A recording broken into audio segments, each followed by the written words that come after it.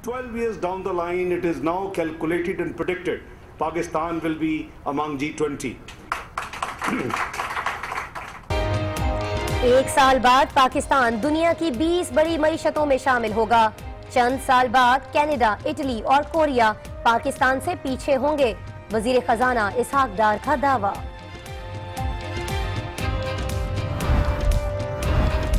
मुल्की माशी सूरत हाल को इत्मीनान बख्श नहीं कहा जा सकता, अब भी चैलेंजेस का सामना है। Governor State Bank Ashraf Mahmood की आज न्यूज से खुसूसी गुफ्तगू। 2013 जहाँ से हमने ये जर्नी शुरू की थी, उसको देखें तो आज हमारे हर पैरामीटर में बहुत ज़्यादा इम्प्रूवमेंट है। लेकिन ये हमारे लिए कोई कंफर्टेबल होने का टाइम नहीं है, हमारे चैलेंजेस भी बहुत हैं। वजीर खजाना इसहाक डार ने एक साल के अंदर मुल्क से लोड शेडिंग के खात्मे का ऐलान कर दिया। आखिर में बिजली के मंसूबे इतनी बिजली पैदा कर रहे होंगे कि जो हमारा हमसाया मुल्क है, ये मोदी अगर ये चाहे तो हम इसको फिर बिजली दे सकते हैं। 2 रोज कबल एक खिताब में शहबाज शरीफ ने कहा था कि एक साल में इतनी बिजली होगी कि मोदी मांगे तो उनको भी देंगे। वजीर आजम के मुआविन बैरिस्टर जफरुल्लाह ने सेमिनार में घर घर की कहानी सुना दी। सरकारी मुलाजिमीन में बदउनवानी की बड़ी वजह बेगमात और साहब के बच्चों की ख्वाहिशात को करार दिया। पहले तो हमारी तरह ही आते हैं साइकिल पे और छोटी सी गाड़ी पे, 5-10 साल बाद बड़े अमीर हो जाते हैं। हम उनसे पूछे भाई क्या हुआ, कहते हैं मेरे ससुर बड़े अमीर थे। पेट्रोलियम मसनूआत को फिर आग लगाने की तैयारी।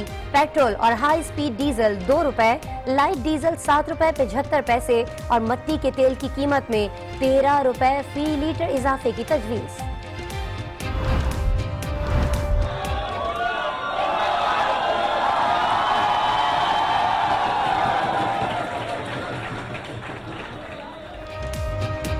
आईसीसी चैंपियंस ट्रॉफी का कराची का सफर। ईदी होम में बच्चों की बूम बूम के साथ सेल्फियां। हॉक्स बे पर आफरीदी और यूनुस खान ने ट्रॉफी के साथ तस्वीरें बनवाई। जामिया कराची में भी पुरतपाक इस्तकबाल।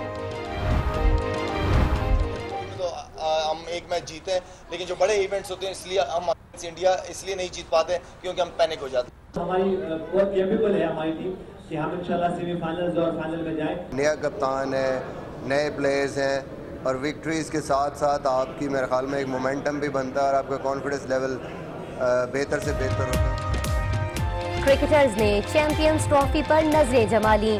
ट्रॉफी पाकिस्तान ही में आएगी। कौमी टीम के नौजवान खिलाड़ियों से अच्छी कारकर्दगी की उम्मीदें। शाहिद आफरीदी पाक भारत मैच देखने के लिए बेताब। भारतीय बोर्ड के खिलाफ कानूनी चाराजोई का ऐलान कर दिया। कहा कि बाहमी सीरीज का मामला आईसीसी में भी उठाएंगे। पाकिस्तान और वेस्ट इंडीज के दरमियान डॉक्टर आसिम की रिहाई खटाई में पड़ गई। जहां इतना इंतजार किया, मजीद कुछ कर लें। बेहतर है कि ये मामला chief justice Sindh High Court देखें। वो इस्लामाबाद में हैं, जुमे तक आ जाएंगे। पासपोर्ट से मुतालिक दरखास्त पर जस्टिस इरफान सादत के रिमार्क्स। करप्शन के 2 रेफरेंसेस में पीपल्स पार्टी रहनुमा शर्जील मेमन की जमानत मंजूर। जमानत को डील का नाम देने वाले तौहीन अदालत कर रहे हैं। नवाज शरीफ से कोई डील नहीं करेंगे। चौधरी निसार को शर्म है तो नवाज शरीफ और उनके खानदान का नाम ईसीएल में डालें। शर्जील मेमन की ललकार। मर्दमशुमारी के पहले मरहले में ब्लॉक 1 में गिनती का अमल मुकम्मल हो गया। दूसरे ब्लॉक में आइंदा 3 रोज तक खाना शुमारी होगी। कई ब्लॉक्स में घरों की तादाद अंदाजों से ज्यादा निकली। चीफ शुमारियात। वजारत दाखिला ने अमरीकियों को वीजे देने से मुताल्लिक रहमान मलिक के बयान को गलत, झूठ पर मबनी करार दे दिया। अमरीकियों को वीजे के इजरा में कोई नरमी और इत्तेहादी सपोर्ट फंड से कोई ताल्लुक नहीं। साबिक वजीर दाखिला के पास सबूत हैं तो सामने लाएं। तर्जुमान की वजाहत।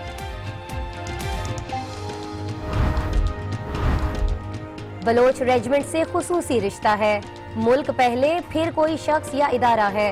पाक फौज मुल्की दिफा के लिए अपना किरदार अदा करती रहेगी। आर्मी चीफ जनरल कमर बाजवा का बलोच रेजिमेंटल सेंटर एबटाबाद का दौरा। रूसी deputy chief of general staff का शिमाली और जनूबी वजीरिस्तान का दौरा।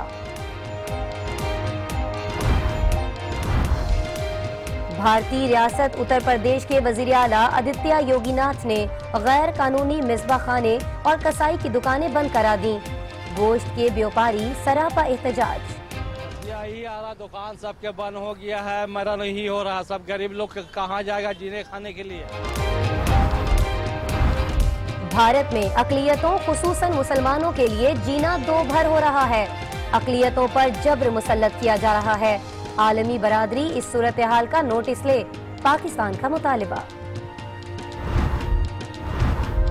पीएसपी अब कौमी परचम को बतौर झंडा नहीं लहरा सकेगी। इलेक्शन कमीशन ने रोक दिया। कौमी परचम को जलसों में भी इस्तेमाल न किया जाए, इलेक्शन कमीशन की हिदायत।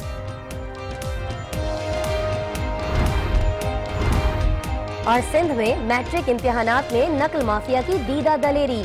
दादू में मददगार इम्तिहान देने पहुंच गए, पुलिस ने धर लिया।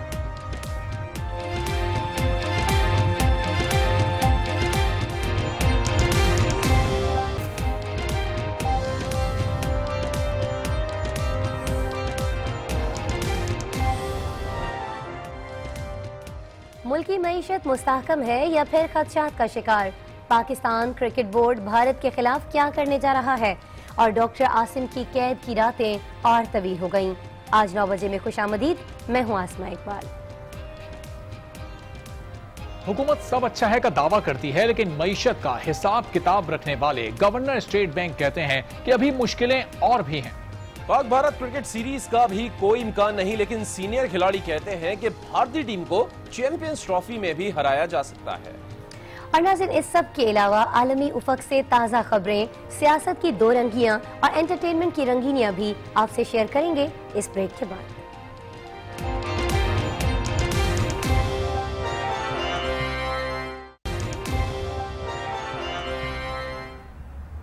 Welcome back. बुलेटिन का आगाज करेंगे पाकिस्तान और वेस्ट इंडीज के दरमियान दूसरे T20 मैच के साथ। दूसरे मैच में वेस्ट इंडीज ने टॉस जीत लिया है और पहले फील्डिंग का फैसला किया है। ये मैच 9:30 बजे शुरू होगा और आपको ये भी बता दें कि पाकिस्तान और वेस्ट इंडीज के दरमियान इससे पहला जो T20 मैच हुआ था, पाकिस्तान ने उसमें फतह हासिल की थी और अब ये दूसरा T20 है जो हम खेलने जा रहे हैं वेस्ट इंडीज के साथ। लेकिन वेस्ट इंडीज ने टॉस जीता है और वेस्ट इंडीज की जानिब से फैसला ये सामने आया है कि वो पहले फील्डिंग करेंगे। और न्यूज़ शो में अब बात करेंगे मईशत के बारे में दावों की। वफाकी वजीर खजाना कई ममालिक को पीछे छोड़ने की बातें कर रहे हैं। ये क्या कहानी है, बयान करेंगे अरबाब जहांगीर। जी अरबाब। आसमा, आज पाकिस्तान और वर्ल्ड बैंक के दरमियान $434 मिलियन के मुआहदों पर दस्तखत हुए, जिनका महवर पाकिस्तान में मालियाती शोबे की तरक्की और समाजी शोबे की खिदमात को बेहतर बनाना है। मुआहदों पर दस्तखत की तकरीब के मौके पर वजीर खजाना इसहाक डार भी मौजूद थे, जो पाकिस्तान की मुआशी तरक्की की रफ्तार पर बहुत मुतमईन नजर आए। 20 जो कंट्रीज हैं जो इस वक्त हम उसमें नहीं हैं, we are 44th by the way today. 12 years down the line, it is now calculated and predicted Pakistan will be among G20. And few years later, imagine the prediction is that Canada, Italy and Korea will be behind Pakistan. So I think alhamdulillah, ये हम नहीं कह रहे, ये world recognized bodies कह रही हैं। आज ही के रोज हमारे रिपोर्टर सफदर अब्बास ने स्टेट बैंक के गवर्नर से बात की है और वो भी अपने मोहतात अंदाजे के बावजूद पाकिस्तान की तरक्की की रफ्तार पर मुतमईन दिखाई दिए हैं। देखें, इकॉनमी आपको तो सब माशाल्लाह बड़े आप सारे वेल इन्फॉर्म्ड लोग हैं। अगर हम 2013 जहां से हमने ये जर्नी शुरू की थी उसको देखें तो आज हमारे हर पैरामीटर में बहुत ज़्यादा इम्प्रूवमेंट है। लेकिन ये हमारे लिए कोई कंफर्टेबल होने का टाइम नहीं है, हमारे चैलेंजेस भी बहुत हैं। लेकिन आसमा, आज मुल्क की मुआशी सूरत हाल पर होने वाले ऐलानात में से यकीनन ज्यादातर पाकिस्तानियों की सबसे ज्यादा दिलचस्पी वफाकी वजीर खजाना के उस तबसरे या यूं कहना चाहिए कि उस वादे पर होगी जो उन्होंने बिजली से मुताल्लिक किया। We have brought back in Pakistan the security needed, and we have brought back Pakistan into energy safety country. Inshallah, you will have in the next 12 months and load shedding free country, God willing, inshallah. विफाकी वजीर का दावा है कि साल 2018 load shedding free साल होगा। आसमा, इस वक्त मुल्क के मुख्तलिफ इलाकों में लोड शेडिंग की क्या सूरत हाल है, ये जानने के लिए हमने राब्ता किया है अपने रिपोर्टर से, और आप भी सुनिए कि वो क्या कहते हैं। जैसी गर्मी जो है वो अपने पीक पर पहुंचेगी तो उसके बाद देखना ये होगा कि आया लोड शेडिंग के दौरानिया में इजाफा होता है या नहीं। चूंकि कराची को जो नेशनल ग्रिड से बिजली मिलती है 650 मेगावाट, उसमें तो कोई इजाफा नहीं हुआ, ना ही कराची इलेक्ट्रिक ने अपनी पैदावार में कोई इजाफा किया है, लेकिन कराची में जो बिजली का इस्तेमाल है वो हर साल बढ़ रहा है। वापडा हुकाम के मुताबिक इस बार भी वैसा ही होगा। जिन इलाकों में बिजली की चोरी ज्यादा होती है वहां पर लोड शेडिंग भी ज्यादा की जाएगी, और वो इलाके जहां पर बिजली की चोरी नहीं होती वहां पर लोड शेडिंग बिल्कुल भी नहीं की जाएगी। इसके अलावा जो वापडा हुकाम के मुताबिक तमाम लाइंस जो हैं, ट्रांसमिशन लाइन जो हैं, उनकी रिपेयरिंग का काम भी शुरू कर दिया गया है, ताकि गर्मियों में जो बिजली की रवानी है उसको मुसलसल रवानी को यकीनी बनाया जा सके। बिजली की फराहमी में पहले की निस्बत कुछ बेहतरी, और शायद इसीलिए 2 रोज पहले लोधरा में पंजाब के वजीर आला भी एक जलसे से खिताब करते हुए इंतहाई पुरजोश दिखाई दिए। मैं आपको ये बताना चाहता हूं कि इस साल के आखिर में बिजली के मंसूबे इतनी बिजली पैदा कर रहे होंगे कि जो हमारा हमसाया मुल्क है, ये मोदी अगर ये चाहे तो हम इसको फिर बिजली दे सकते हैं कि ले जाओ बिजली पाकिस्तान से। सब जानते हैं कि अगला साल इंतखाबात का साल है, और अपने रहनुमाओं के इन वादों पर आवाम को कितना एतमाद है ये हम इलेक्शन के बाद ही जान पाएंगे। Over to studio. Arbab Jahangir आगाह कर रहे थे कि मुल्क की मईशत की सूरत हाल कैसी है। अभी हम कुछ बात करेंगे आईसीसी चैंपियंस ट्रॉफी की, जो भारत, बांग्लादेश और श्रीलंका के बाद पाकिस्तान के दौरे पर है। सुनहरे रंग की ये दिलकश ट्रॉफी है, आप देख सकते हैं। आज कराची में सबसे पहले ईदी होम में इसकी रुनुमाई की गई, जहां बेसहारा बच्चों के चेहरे खुशी से खिल उठे। ट्रॉफी हॉक्स में भी ले जाई गई, जहां यूनुस खान और शाहिद आफरीदी ने इसके साथ खूब सेल्फियां बनवाई। कराची यूनिवर्सिटी पहुंचने पर ट्रॉफी के काफिले का पुरतपाक इस्तकबाल किया गया।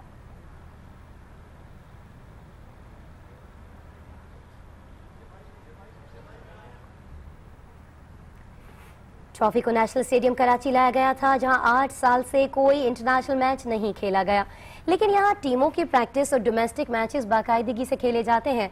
ट्रॉफी के इस सफर में जगह जगह पाकिस्तान के साबिक कप्तान शाहिद आफरीदी, यूनुस खान और मिसबाहुल हक बात करते रहे, जिसकी तफसीलात जमा की हैं हमारे साथी अली आबिद ने। जी अली। बिल्कुल आसमा, 8वीं चैंपियंस ट्रॉफी यकुम से 18 जून तक इंग्लैंड में खेली जाएगी, जिसमें टाइटल के हुसूल के लिए 8 टीमें मदे मुकाबिल होंगी। और आपको मैं इस हवाले से यह भी बताऊं कि कौमी टीम आज तक चैंपियंस ट्रॉफी के फाइनल के लिए क्वालिफाई नहीं कर सकी है। और आसमा, इसके अलावा यह भी बताता हूं कि ट्रॉफी के दौरे से आज कराची में बहुत एक्साइटमेंट रही, और अहम बात यह रही कि तीनों साबिक कप्तानों ने पाक भारत क्रिकेट सीरीज की बहाली का पुरजोर इसरार किया। नहीं, खैर ऐसी बात तो नहीं है कि वो डरता है। उनकी बहुत ज़बरदस्त टीम है, वेल बैलेंस है, और आई थिंक उनके गवर्नमेंट की तरफ से इश्यूज है। उनको मेरा नहीं ख्याल कि बीसीसीआई को कोई इश्यूज है। आई थिंक उनके गवर्नमेंट में प्रॉब्लम्स हैं। मेरे ख्याल से इंडिया को भी इसको प्रमोट करना चाहिए, पाकिस्तान को भी प्रमोट करना चाहिए, और दोनों टीमों को खेलना चाहिए, दोनों मुल्कों को खेलना चाहिए। अगर ये पाकिस्तान और इंडिया की क्रिकेट होगी तो जो दोनों मुल्कों के हालात है वो बहुत ज्यादा मैटर करते हैं, उससे बहुत ज्यादा गरीबी आ जाती है। देखिए, मेरा नहीं ख्याल ऐसी कोई बात है। सबको पता है कि किस वजह से पाकिस्तान और इंडिया के मैचेस नहीं होते, पॉलिटिकल इश्यूज हैं। अदरवाइज़ ऐसी बात नहीं है कि वो प्लेयर्स या भारतीय टीम नहीं खेलना चाहती होगी पाकिस्तान टीम से। सरफराज का अपना एक ज़ाती ख्याल है, उसने कहा कि शायद ऐसा हो। आई डोंट थिंक सो कि कोई ऐसी चीज़ है, बट मेरे ख्याल में दोनों तरफ पाकिस्तान और इंडिया के लिए बड़ा इंपॉर्टेंट है कि हम आपस में मैचेस खेलें और रेगुलर बेसिस पे हमारी सीरीज़ भी हो और इन कंपटीशंस में हमारे मैचेस हो, ताकि जो लोग इंजॉय करते हैं पाकिस्तान और इंडिया की क्रिकेट को वो उससे महरूम ना हो। तो तीनों खिलाड़ियों का मौक़िफ़ आपने जाना। पाक भारत सीरीज के हवाले से पाकिस्तान के तीनों साबिक कप्तानों ने बड़े दिल से बात की है। वहीं पीसीबी चेयरमैन शहरियार खान एक बार फिर मायूस ही नजर आए हैं। जो प्राइम मिनिस्टर हैं इस वक्त, जो उनका रवैया है, उससे ये लगता है कि हमसे खेलने को तैयार नहीं है, बिल्कुल तैयार नहीं है।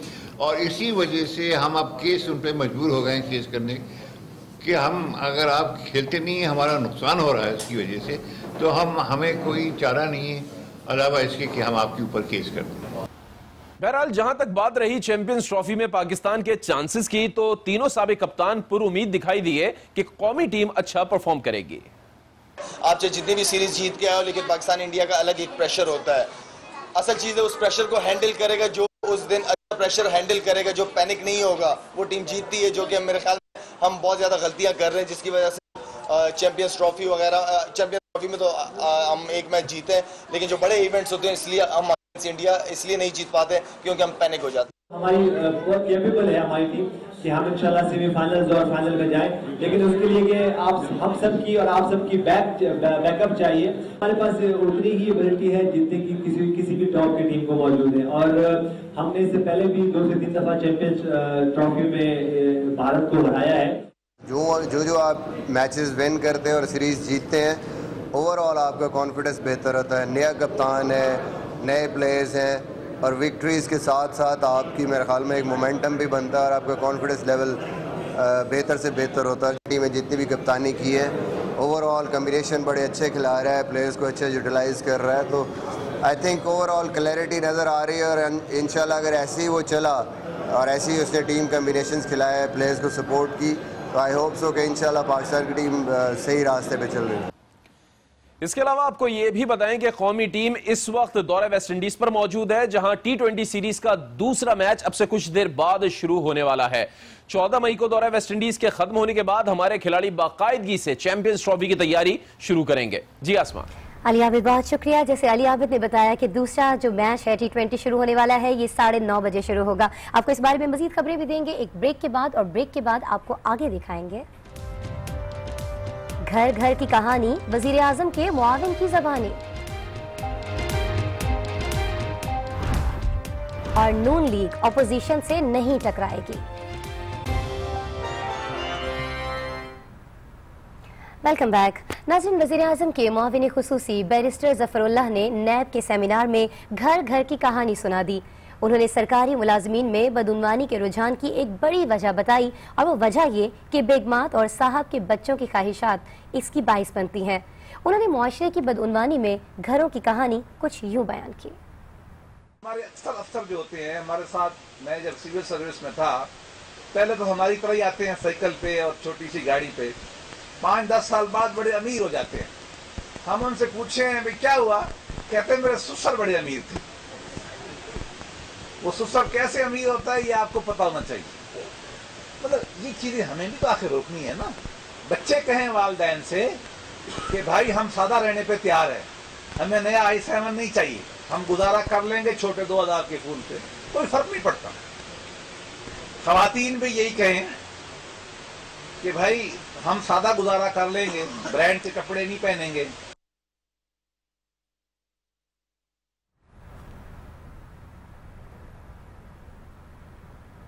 और आज सिंध हाई कोर्ट में डॉक्टर आसिम की रिहाई का मामला एक बार फिर लटक गया। जस्टिस फारूक शाह की सरबराही में बेंच ने फैसले में किसी भी किस्म की तरमीम से साफ इनकार कर दिया, और ये मामला chief justice Sindh High Court को भेज दिया गया। गुज़िश्ता रोज से जारी कयास आराइयां दम तोड़ गईं। डॉक्टर आसिम की जमानत मंजूर होने के बावजूद आज भी रिहाई ना मिल सकी। सिंध हाई कोर्ट में अदालती हुक्म में तरमीम से मुतालिक दरखास्त की समाअत हुई, जिसमें डॉक्टर आसिम की जानिब से इस्तदा की गई। सिंध हाई कोर्ट के नाजिर ने दूसरे बेंच के हुक्म के मुताबिक पासपोर्ट जमा कराने का हुक्म दिया है। अदालती हुक्म में तरमीम करके जमानती मुचल्लकों की तस्दीक और रिलीज ऑर्डर जारी करने का हुक्म दिया जाए। जस्टिस फारूक शाह की सरबराही में कायम बेंच ने फैसले में किसी भी किस्म की तरमीम करने से इनकार कर दिया। अदालत ने रिमार्क्स दिए कि महफूज फैसले में किसी किस्म के फुल स्टॉप और कॉमा की तब्दीली नहीं कर सकते, जिसके बाद अदालत ने मामला chief justice Sindh High Court को भेज दिया। और नाज़रीन, आसिम हुसैन के बाद हम चलेंगे, रुख करेंगे सिंध हाई कोर्ट का, जहां हमने देखा है कि एक और अहम फैसला सामने आया। शर्जील मेमन की नैब की जानिब से दायर जो 2 रेफरेंसेस थे, उसमें 20-20 लाख के एवज 17 अप्रैल तक उबूरी जमानत मंजूर कर ली गई। सिंध हाई कोर्ट ने जस्टिस फारूक शाह पर मुश्तमिल 2 रुकनी बेंच ने शर्जील मेमन के खिलाफ 5 अरब रुपए से जायद करप्शन के 2 रेफरेंसेस में जमानत से मुताल्लिक दरखास्त की समाअत की। शर्जील मेमन के वकला ने मौक़िफ़ इख्तियार किया कि इस्लामाबाद हाई कोर्ट पहले ही इनके मुवक्किल की 5 लाख रुपए तक जमानत मंजूर कर चुकी है। अदालत ने शर्जील मेमन की महकमा इत्तलात और महकमा जंगलात में गैर कानूनी अलॉटमेंट में इंक्वायरी से मुताल्लिक दोनों रेफरेंसेस में 20-20 लाख की जमानत मंजूर कर ली। अदालत के बाहर मीडिया से बात करते हुए शर्जील मेमन ने एक बार फिर वजीर दाखिला चौधरी निसार को आड़े हाथों लिया और कहा कि वो शहबाज शरीफ के नक्शे कदम पर ना चले। ये 90 की दिहाई नहीं है। मैं पहले भी कह चुका हूं कि जिस तरह कानून का मजाक बना रहा है चौधरी निसार, मैं इस तरह के 10 मिसाल दे सकता हूं जहां पे चौधरी निसार ने यू टर्न्स लिए हैं। मैं 10 मिसाल दे सकता हूं।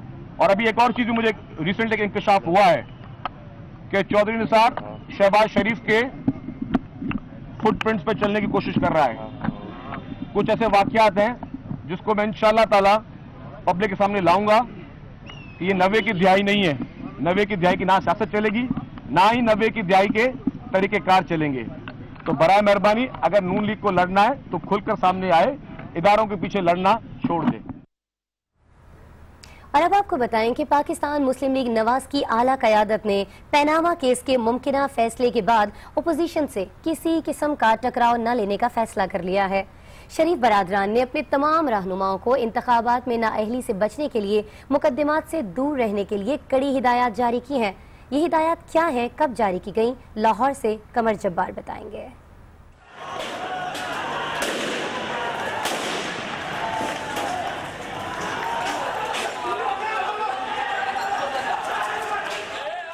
जून 2014 को मॉडल टाउन के ये मनाजिर आने वाले दिनों के लिए हुक्मरान जमात मुस्लिम लीग नवाज के लिए एक बड़ा सबक है।